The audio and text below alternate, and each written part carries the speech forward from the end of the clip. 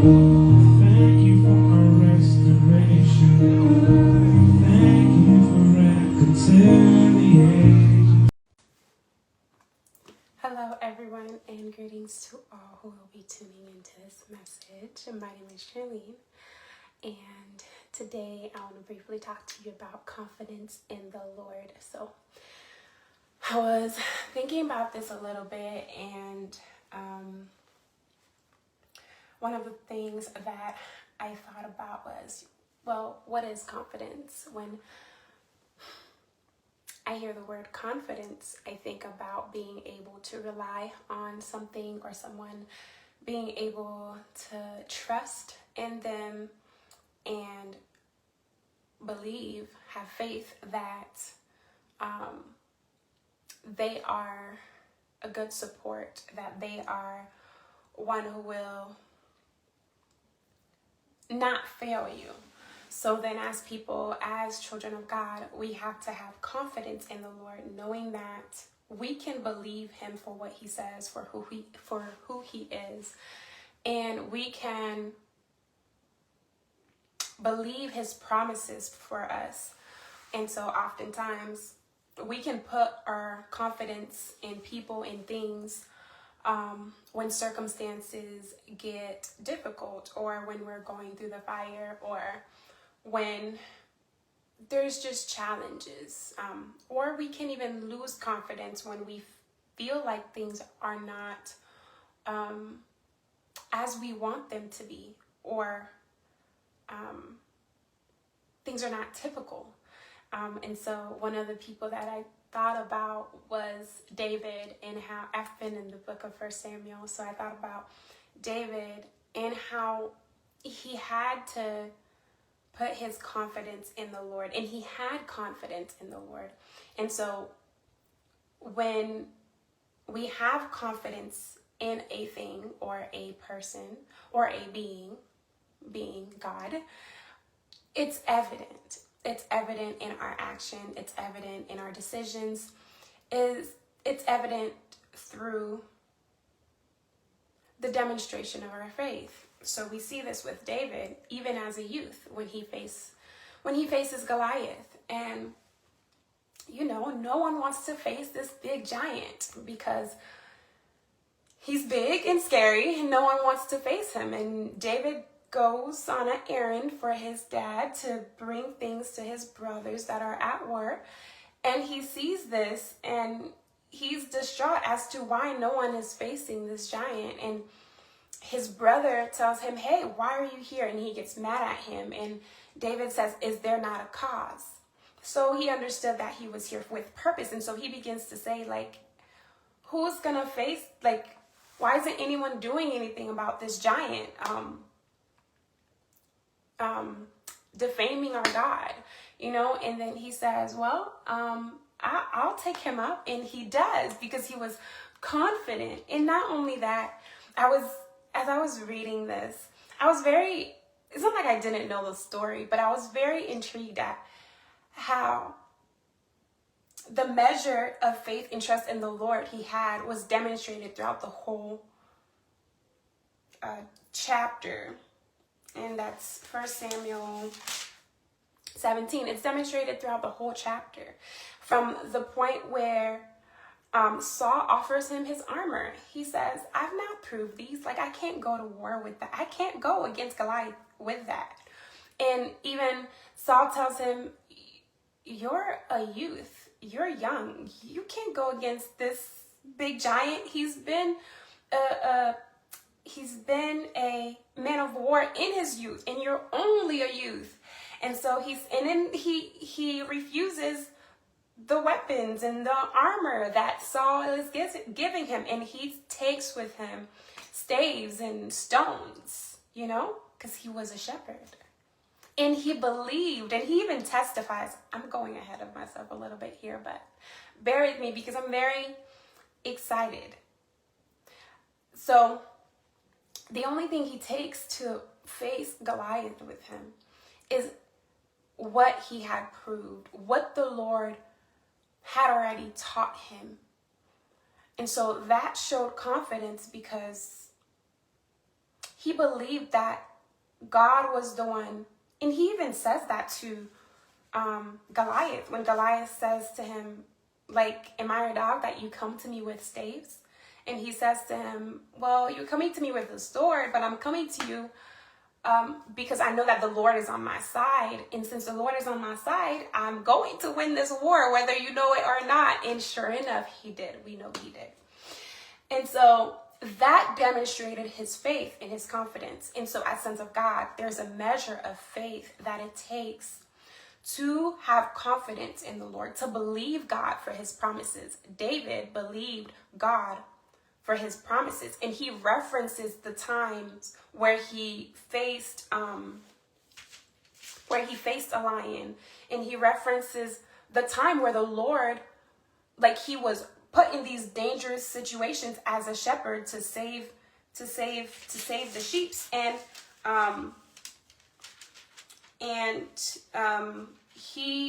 he won. And he talks about when he faced the lion and the bear. And so, hey, I'm about to face this giant just like I faced these lions and the bear, and I'm gonna be okay because God is on my side, and I'm not gonna take these armors that I've not proved. And so that showed that he had great trust in the Lord. And so one way that we can maintain our confidence in the Lord is by making memorials, by remembering what he has done and the promises that he has already fulfilled. And so when we keep our eyes on that, then we can make decisions, and our actions can show that we believe God. And that's what David's actions demonstrated. I stated to you before that our actions says what, in our decisions, says what our confidence is in. Who do you trust in? Who do you believe on? Who do you rely on? What do you rely on? And as sons of God, it has to be God. As people being made kings and priests, as people being made sons, our confidence, our actions, and our decisions has to say our confidence, our faith is in the Lord. And so one thing that I thought about was, well, how do we grow in our confidence in God? We grow in our confidence in God through having a constant line of communication with God, through relationship building with God. Because I thought about, well, how did I grow to trust the people that are in my life that I trust? Through relationship. How did I? Through open lines of communication. And so confidence, we gain confidence in the Lord when our relationship with him is consistent, when our communication with him is consistent through prayer, through reading, through worship, through abiding in him, communing with him. That's how we grow in our confidence. Because how are you going to trust in the Lord if you're not communicating with him or talking to him or beginning to adjust to his ways, to what he likes? So I mentioned growing in confidence takes relationship with God. We know that in our relationships, we adjust so that our relationships can be healthy, so that our relationships can be beneficial to both party or to whomever it is with. So God requires that we adjust and transform into his image as we grow.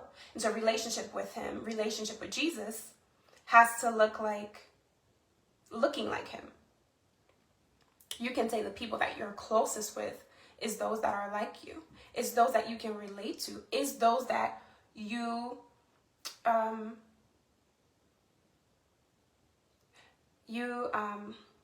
it's those that who you can freely interact with. Open line of communication. I lost my train of thought a little bit, but yes. So our faith is going to distinguish us. Our faith is going to say who and what our confidence is in. So we see that David's confidence was in God. Yes, he took the stakes with him in the rocks because he was going to do well with them, because he knew that God was on his side. And that's miraculous faith. And it's amazing to see such measure of faith unfold. And he was a youth. And so many times, and so this was his circumstance, this was his battle that he was facing. And he had to put his confidence in the Lord. And he did it because from the very beginning, when he comes and he notices nobody's facing this giant who is disrespecting God, essentially. And he says, wait. Why is no one doing anything about this? He's talking about the God of Israel. Like, do we not know what he can do? We know what he can do. We know what he can do. And so he faces him. And he goes forward in such faith, in such trust in God. And he has the victory. And so in our circumstances, in our situation that can seem to be giants or fires, we have to believe God for his promises. We have to believe that God is stronger than our situations and our circumstances. He's stronger than the turmoils within us, the voices. Because one of the things that I also thought about was how David had voices in his head, or not even in his head, but around him, that was telling him, you can't do this. Saul told him he can't do this. His brother discouraged him. And he didn't let that hinder him. He didn't let that diminish or decrease his confidence in God. So part of our confidence is being stable. It's being rooted in our belief of who and what God is and his promises for us. And that David was, he was confident in that. He believed that God was with him. And so no matter what the voices around him were or was, he went forward. And so it has to be the same thing with us. When the circumstances, situations arises, when the thoughts come, when the emotions, the turmoils arise.